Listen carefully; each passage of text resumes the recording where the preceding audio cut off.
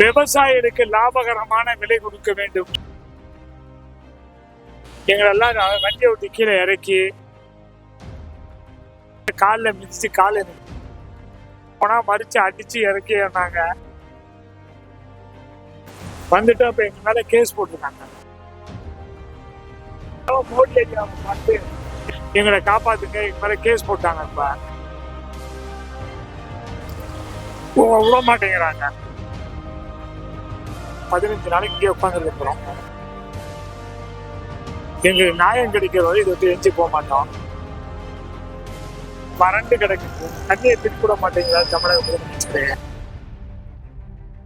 சீலை வாங்கிக்கிட்டு சட்டை வாங்கிக்க பாவாடைக்குன்னா காசு இருக்கா, கடனை அடைக்க முடியலையான்னு கேட்கிறாங்க.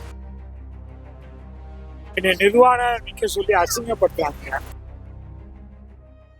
உச்ச நீதிமன்றத்திலும் உயர் நீதிமன்றத்திலும் விவசாயிகளுக்கு லாபகரமான விலை கொடுக்க வேண்டும், டெல்லியிலே சென்று போராடுவதற்கு எங்களுக்கு அனுமதி கொடுங்க என்று அனுமதி வாங்கி 300 டிக்கெட் வாங்கி டெல்லிக்கு போனோம். மத்திய பிரதேச மாநிலம்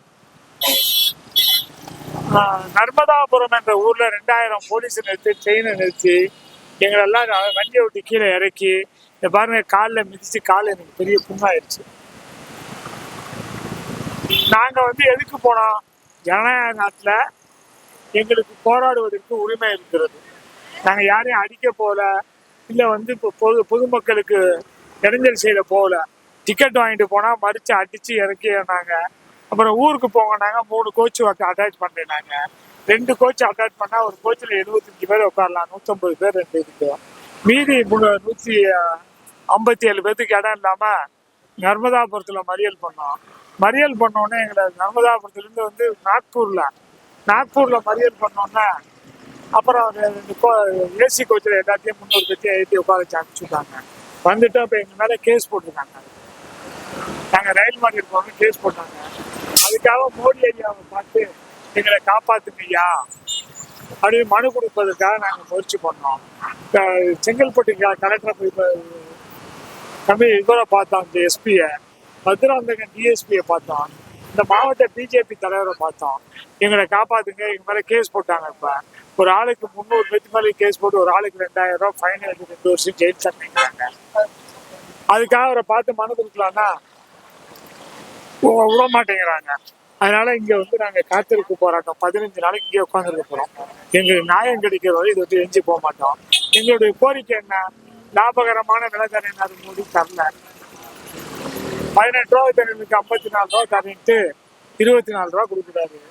அதே போல கடன் தள்ளுபடி, விவசாயிகள் கடன் தள்ளுபடி பண்ண மாட்டேங்கிறாங்க.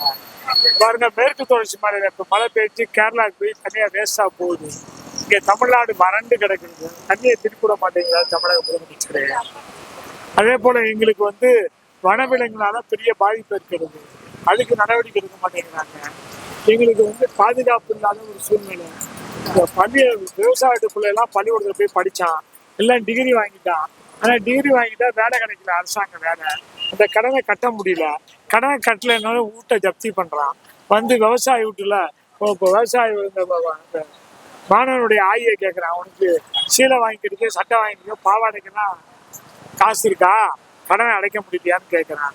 இப்போ விவசாயியை பார்த்து உனக்கு வேஷ்டி சட்டை எல்லாம் கட்டிக்கிறதா, கோபுரம் கட்டுறதுக்கு காசு இருக்கு வாங்கிறதுக்கு, இந்த கடனை அடைக்க முடியலையா அப்படின்னு என்னை நிர்வாணம் நிக்க சொல்லி அசிங்கப்படுத்துறாங்க. இதுக்காக நாங்க போய் மனு கொடுக்க போனா மனு கொடுக்கவும் விட மாட்டேங்கிறாங்க. இந்த சுதந்திர இந்தியாவில் விவசாயம் எல்லாம் அடிமைகளா இல்லை எங்களை பாப்பாத்துலாம் யாரும் மாட்டாங்க போராட்டம்.